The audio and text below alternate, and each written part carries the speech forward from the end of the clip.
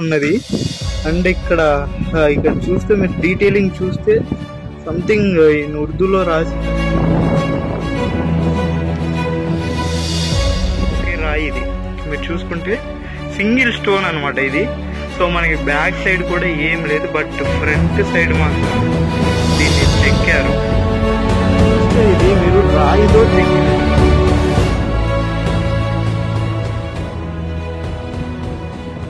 So చూసుకుంటే మనం ఇది చాలా పెద్ద కోట అనమాట.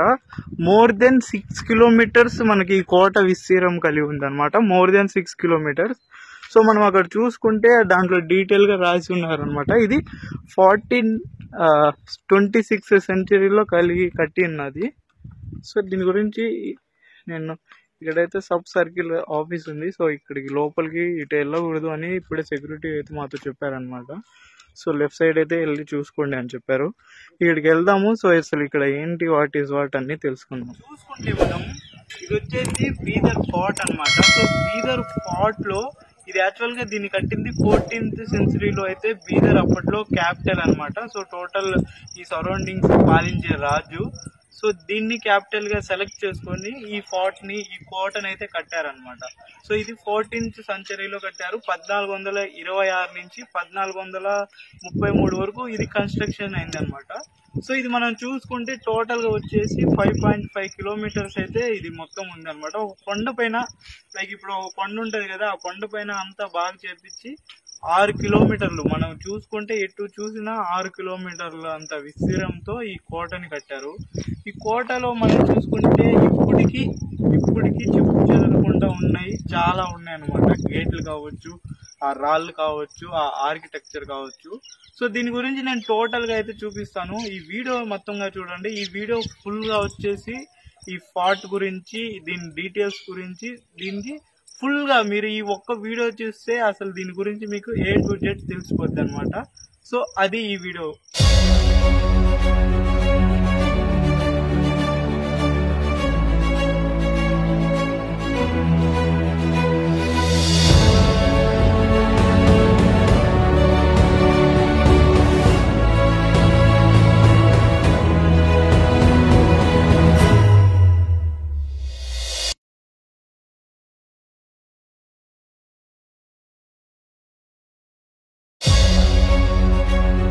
యాక్చువల్గా మనం చూసుకుంటే అక్కడ అవి ఇంకా యాక్చువల్గా డిస్ట్రాయిడ్ అయిపోయాయి అనమాట. లేదు అనుకుంటే అసలు మనకి చాలా చాలా అంటే చాలా వండర్ఫుల్ గా కనబడేది.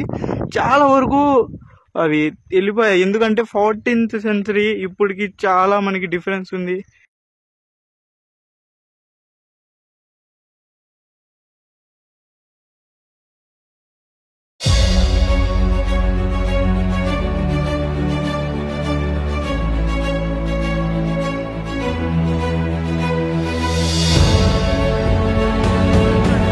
అసలు నాకు ఇక్కడ అర్థం కాని ఏంటి అంటే చాలా వరకు గేట్లు వేస్తున్నారు. లైక్ ఇక్కడికి పోకూడదు అని చాలా రిస్ట్రిక్షన్స్ అయితే పెట్టారనమాట. నాకు అర్థమవుతుంది అది ఎందుకు పెట్టారు అంటే ఫ్యూచర్ ఇంకా చాలా మందికి ఉంటది, ఇప్పుడు అందరిని అలో చేస్తే అది ఖరాబ్ అయిపోద్ది అని. బట్ చూడటానికి సాటిస్ఫాక్షన్ లేదు కదా ఎవరికైనా సరే. ఇప్పుడు ఇక్కడ దాకా వచ్చిన వాళ్ళు లోపల A to Z మొత్తం చూసుకుంటే అది వేరు. చూడండి ఇక్కడ ఈ గేట్ కావచ్చు, ప్రతి దగ్గర గేట్ అయితే కట్టారు. దీని పేరు వచ్చేసి మనకి చూడండి టర్కిష్ మహల్. ఇక్కడైతే అప్పట్లో రాశారు, బట్ ఇవన్నీ చెక్కి తీసేశారు. చూడండి ఇక్కడ అసలు ఏంటి మ్యాటర్ ఏంటి, ఇక్కడ చంపేసే వాళ్ళ, కాపాడే వాళ్ళ, ఇంత పెద్ద ప్లేస్ ఉంది, ఎందుకు ఏంటి అనేది ఎటువంటి ఇన్ఫర్మేషన్ లేదు. ఇది కూడా చూస్తే ఇది మీరు రాయితో చెక్కినది.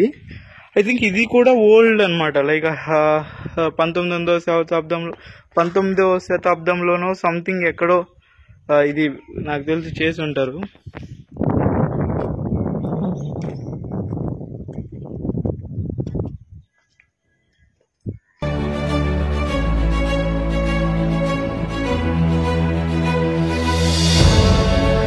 ఇది చూసుకుంటే మనకి సోలన్ క్యూబ్ అనమాట. సో ఇది మెయిన్ గా వచ్చేసి మనకి 1423లో బిల్డ్ అయితే చేశారనమాట. సో ఇది అప్పట్లో ఒక ఒరిజినల్ మసీద్ జామీ అనేసి పిలుస్తారు అనమాట దీన్ని. సో దీని లోపల కూడా హలో అయితే లేదు, అన్ని గేట్స్ అయితే వేస్తున్నారు. సో ఇప్పుడు మనకి మసీదెస్ ఎలా ఉంటాయో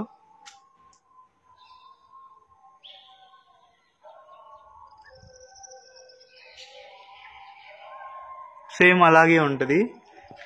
మన మసీదులో అయితే ఎలా ఉన్నాయో అలానే ఉందన్నమాట, మీరు చూసుకోవచ్చు. బట్ లోపలికి అలో లేదు. అలో అంటే డెఫినెట్లీ నేను చూపించాను. చూడండి ఇక్కడ ఆర్కిటెక్చర్ అయితే అసలు ఏం చెక్కు చెదరకుండా అలానే ఉంది అనమాట. ఇవి మీరు చూసుకుంటే నేను ఇప్పుడే గమనించాను అనమాట.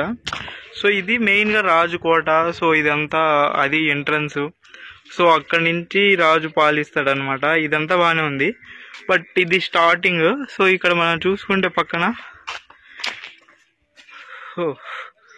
ఇవన్నీ మనకి పాత దేవుళ్ళు అప్పటి నుంచే ఉండేవన్నమాట. అప్పటి నుంచే ఇది ఈ రాయిని ఒకే రాయి ఇది మీరు చూసుకుంటే సింగిల్ స్టోన్ అనమాట ఇది.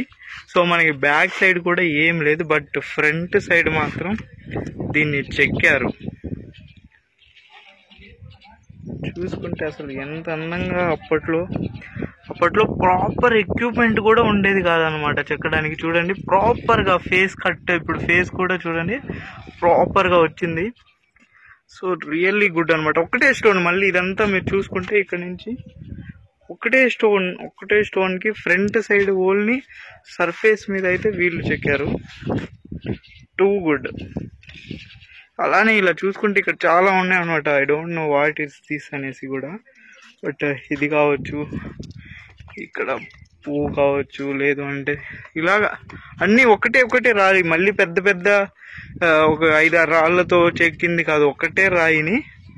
సో దాన్ని ఎలా అయితే చేయగలరో అలా చేశారు వీళ్ళు.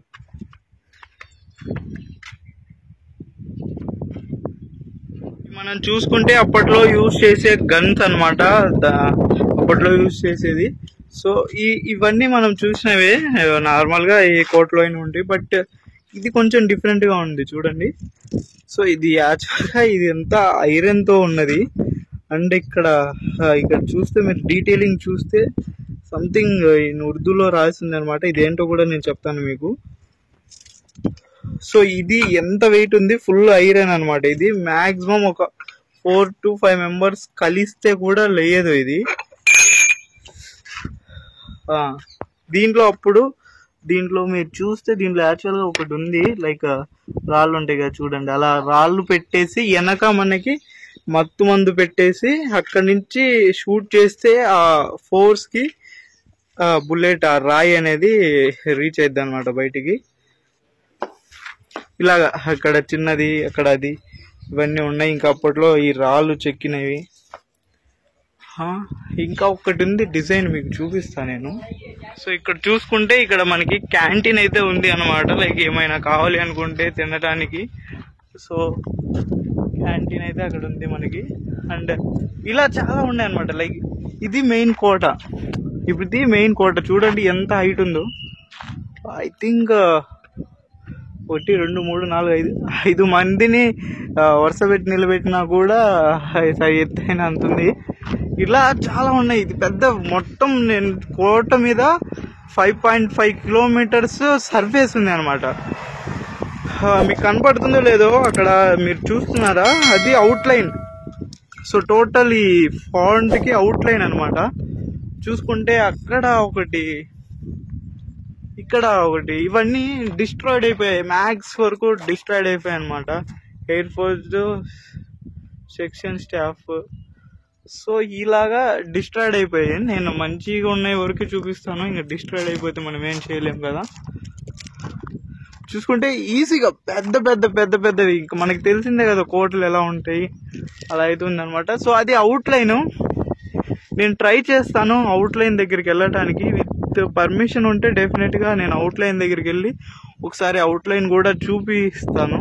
లైక్ తెలియదు కదా అవుట్లైన్ ఎలా ఉంటుంది ఏంటి అనేసి.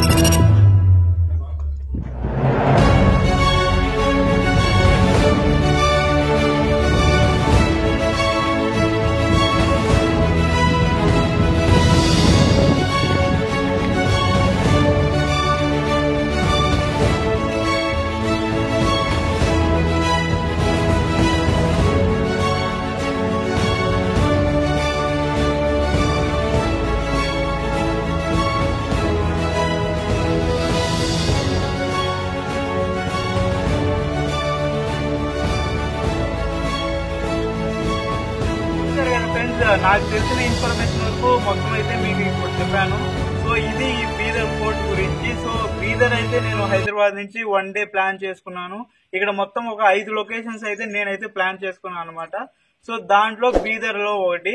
సో ఇలాగనే ఇంకా 4 లొకేషన్స్ ఉన్నాయి. ఇంకా 4 బెస్ట్ ప్లేసెస్, హిస్టారికల్ ప్లేసెస్, ఖచ్చితంగా must experience in life places అయితే ఉన్నాయన్నమాట. అవి కూడా 4 వీడియోస్ చేసి నేను సపరేట్ గా అయితే వీడియో పెడతాను. ఎవరైనా ఈ వీడియో ఇప్పటి వరకు చూసుంటే ఖచ్చితంగా ఆ వీడియోస్ కూడా చూడండి, మీకు ఖచ్చితంగా చాలా బాగా నచ్చుతాయి అనమాట.